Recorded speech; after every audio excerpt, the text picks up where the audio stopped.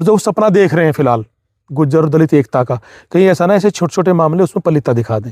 तो अगर ऐसा होगा तो कल को इसका नुकसान केवल आज़ाद समाज पार्टी को होगा। आज भाजपा की सरकार है, वो नहीं चाहते कि कोई एक दूसरी पार्टी आए और वो दो कम्युनिटी एक साथ मिले। चंद्रशेखर, रविंद्र भाटी दोनों को बहुत तेजी में इस मामले का बिल्कुल बढ़िया सर्वमान्य समाधान निकाल। नमस्कार, स्वागत है आप सभी का हिंदुस्तान 24 पर और मैं आप सबके साथ विपिन चौधरी।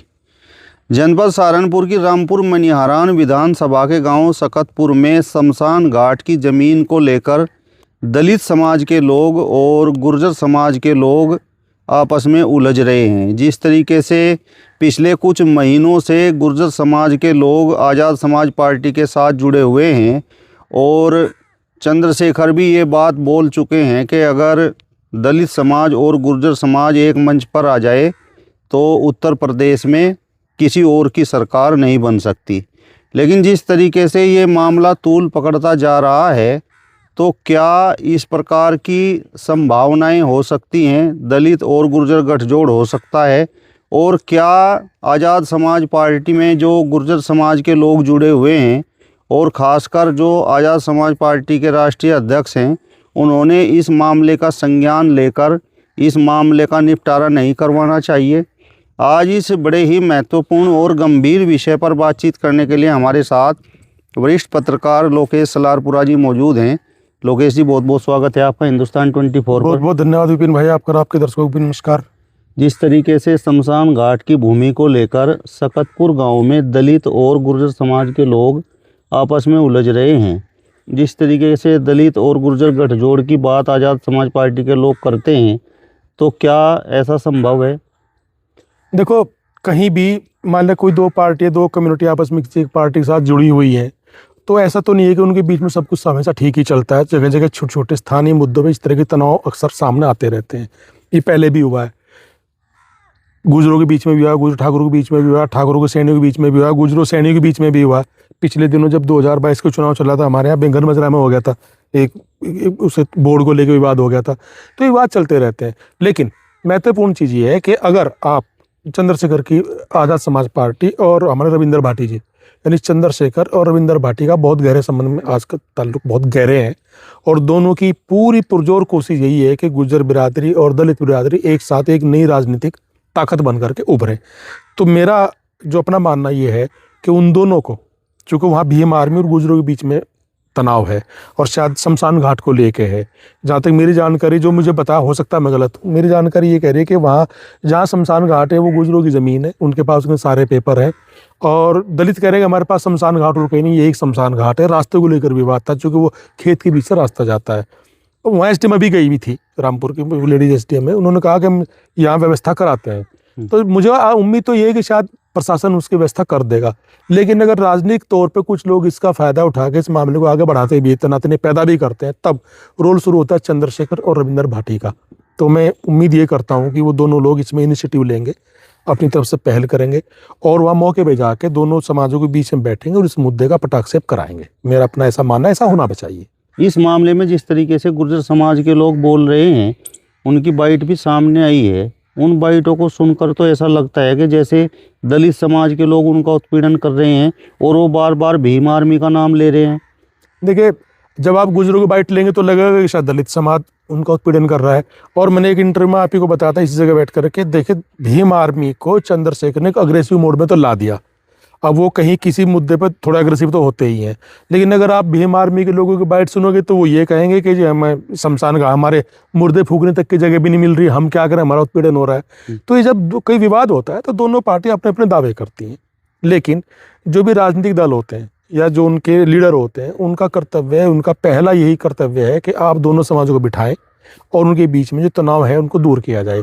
इस तरह का तनाव अगर आपको याद हो, कुछ दिन पहले गुजरों के और ठाकुरों के बीच में भी हुआ था। मैंने तब भी ऐसे चैनल पे ये बात कही थी कि चूंकि दोनों ही बीजेपी के समर्थक थे, बीजेपी का ही वोट माना जाता था, तो होना ये चाहिए था तब भी कि ठाकुर और गुर्जर समाज के जिम्मेदार लोग बैठे और इस तनाव को दूर करें। हालांकि तब हो नहीं पाया था। वो अलग बात है कि समझदारी दोनों समाजों ने खुद ही दिखाई और तनाव को बहुत ज़्यादा आगे नहीं बढ़ पाया था। तो वहाँ भी ये समझदारी होनी चाहिए। लेकिन चूंकि दो उनका मैटर है, दलितों का और गुजरों का, और दोनों एक ही पार्टी की एक तरीके की स्थिति में फिलहाल है वहाँ, तो मैं फिर कह रहा हूँ, बल्कि मैं चंद्रशेखर, रविंद्र भाटी दोनों से आपके चैनल के माध्यम से कहना चाहूँगा कि खुद इसमें इनिशिएटिव ले और वहाँ खुद जाएं या अपने किसी जिम्मेदार लोगों को भेजें और दोनों समुदायों को बिठाएं, उनकी समस्या का समाधान करें ताकि तनाव आगे ना बढ़ सके। प्रशासन तो अपनी कार्रवाई करेगा ही, लेकिन आपको नहीं लगता कि भाई प्रशासन से पहले ही वहाँ पर खासकर आज़ाद समाज पार्टी के जो लोग हैं, गुर्जर समाज के भी हैं और दलित समाज के लोग भी हैं, वे गांव में पहुंचकर इस मामले का संज्ञान लें और इस मामले को निपटाने का प्रयास करें? बेशक, बिल्कुल पहल उन्हीं की होनी चाहिए, जिम्मेदारी उन्हीं की बनती है। और चूंकि भीम आदमी पार्टी मूलतः दलितों की ही पार्टी है, तो उनकी तरफ से पहल होनी चाहिए। वो एक तरीके से बड़ा स्टेक है, ताकि इस पार्टी में एक तरीके से बड़े भाई की भूमिका में वो लोग हैं। तो मेरा अपना मानना ये है कि उनकी तरफ से पहल होनी चाहिए और उन्होंने पहल करके इस मामले का पटाक्षेप कराना चाहिए, दोनों समुदायों को बिठाना चाहिए, एक बड़े भाई की भूमिका में वहाँ पहुँचना चाहिए पार्टी के हिसाब से। सकतपुर की जो स्थिति है जातिगत वोट की, तो लगभग 400 वोट के करीब वहाँ दलित का वोट है, 125 करीब गुजरों का वोट है, जहाँ तक मेरी जानकारी मोटे मोटे तौर पर।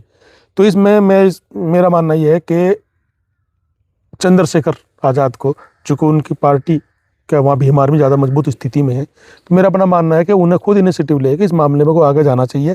रविंद्र भाटी से बात करनी चाहिए, चूँकि गुज्जर वहाँ एक तरीके से कम मात्रा में है, दलित वहाँ ज़्यादा मात्रा में है, और जो सपना देख रहे हैं फिलहाल गुज्जर और दलित एकता का, कहीं ऐसा ना ऐसे छोटे छोटे मामले उसमें पलिता दिखा दें, तो उन्हें बहुत तेज़ी में इस मामले को देखना चाहिए और इस मामले का समाधान कराना चाहिए। अब अगर इस पूरे मामले का पटाक्षेप नहीं हुआ और जिस तरीके से पास पड़ोस में गुर्जर समाज की भी ठीक ठाक संख्या है, तो अगर ये मामला तूल पकड़ लेता है तो फिर खासकर आज़ाद समाज पार्टी पर इसका क्या प्रभाव पड़ेगा? नेगेटिव प्रभाव पड़ेगा, क्योंकि देखिए मामला यहाँ है और ये भावनात्मक मुद्दे होते बड़ी तेज़ी में फैलते हैं और बिरादरीवाद हिंदुस्तान की सच्चाई है, जातिवाद। तो अगर ऐसा होगा तो कल को इसका नुकसान केवल आज़ाद समाज पार्टी को होगा। जाहिर सी बात है, चूँकि दोनों ही धड़े दलित और गुजर ज़्यादा एक साथ जुड़ कर चल रहे हैं, अगर ये तनातनी अभी से शुरू हो गई तो उसका नुकसान निसंदेह आज़ाद समाज पार्टी को होगा। उनके जो भावी सपने हैं उनमें एक कुठाराघात की तरह साबित होगा। इसलिए बहुत तेज़ी में इस मामले का पटाक्षेप होना चाहिए और बढ़िया समाधान, जो दोनों पक्षों को मान्य है, समाधान निकाला जाना चाहिए।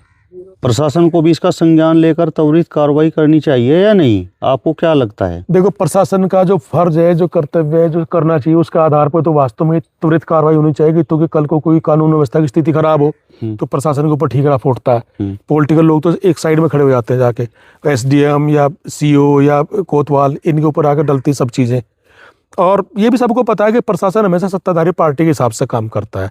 सत्ताधारी पार्टी को इनके दोनों के बीच के झगड़े में लाभ है, ये कुछ छुपी हुई बात नहीं है।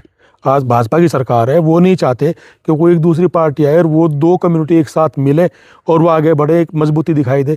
तो चाहेंगे कि इन बीच में झगड़ा बढ़े कहीं ना कहीं, लेकिन प्रशासन की जिम्मेदारी तो बनती है। भाजपा को गुर्जर और दलित विवाद से लाभ है? किसी भी पार्टी को अगर कोई दो जातियां किसी एक राजनीतिक दल की तरफ झुक रही हैं तो उनके बीच में तनातनी की हमेशा लाभ ही मिलेगा दूसरी पार्टी को। ये तो नेचुरल सी बात है। आज भाजपा और राष्ट्रीय लोक दल का गठजोड़ है, तो दूसरी पार्टी क्यों नहीं चाहेगी उनके बीच में 36 का आंकड़ा बने?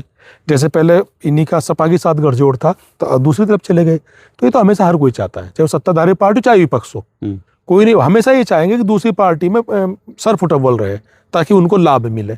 ये तो एक सीधे सीधे आदमी की मानसिकता ही ऐसी होती है। तो फिर तो नेताओं को इस मामले में सामने आकर फैसला करवाना चाहिए।